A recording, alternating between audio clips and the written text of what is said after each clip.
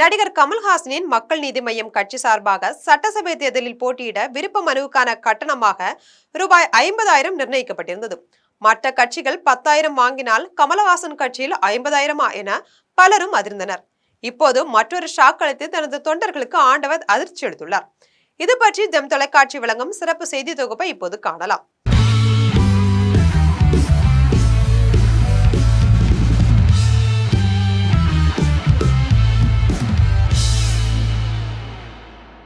சட்டசபை தேர்தல் நெருங்கிவிட்ட சூழல்ல திமுக கூட்டணியில் நடிகர் கமல்ஹாசனின் மக்கள் நீதி மய்யம் கட்சி இருந்து வருகிறது.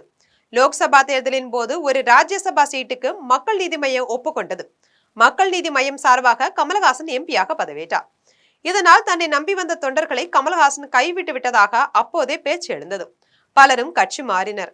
இதையடுத்து சட்டசபை தேர்தலுக்கு மக்கள் நீதி மய்யம் கட்சி தயாராகி வந்தது.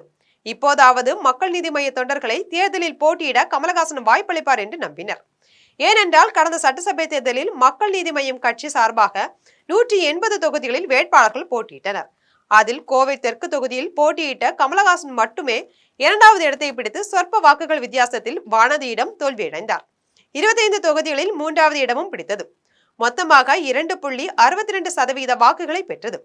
பின்னர் கமல்ஹாசன் மீண்டும் நடிக்கவும் தொடங்கினார். இதற்கிடையே 2026 ஆண்டு சட்டசபை தேர்தலில் மக்கள் நீதி மய்யம் கட்சி சார்பாக தேர்தலில் போட்டியிட விரும்புவோர் விருப்ப மனு பெற்றுக் கொள்ளலாம் என்று அறிவிக்கப்பட்டது. விருப்ப மனுக்கான கட்டணம் ரூபாய் 50,000 நிர்ணயிக்கப்பட்டிருந்தது.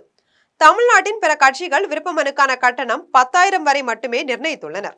ஆனால் மக்கள் நீதி மய்ய கட்சியின் தரப்பில் 50,000 கட்டணம் நிர்ணயிக்கப்பட்டிருப்பது தொண்டர்கள் மத்தியில் அதிர்ச்சியை ஏற்படுத்தியது.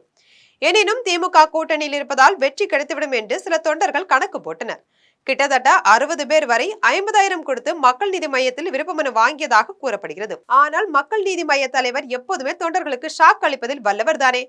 அந்த வகையில் தாங்கள் கேட்ட தொகுதிகளை திமுக தலைமை தராததால் 2026 ஆண்டு சட்டமன்ற தேர்தலில் மக்கள் நீதி மய்யம் போட்டியிடவில்லை என்று கமல்ஹாசன் அறிவித்துவிட்டார். அப்படி என்றால் விருப்ப மனு விட்டு சேர்த்த 30 லட்சத்தை தனது தொண்டர்களுக்கு திருப்பி வழங்குவதானே முறை.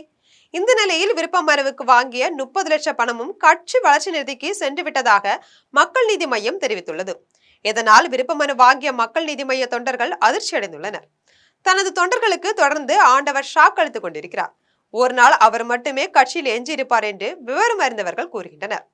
இதுபோன்ற அரசியல் செய்திகளை உடனுக்குடன் தெரிந்து கொள்ள ஜெம் தொலைக்காட்சியுடன் எப்போதும் இணைப்பில் இருங்கள்.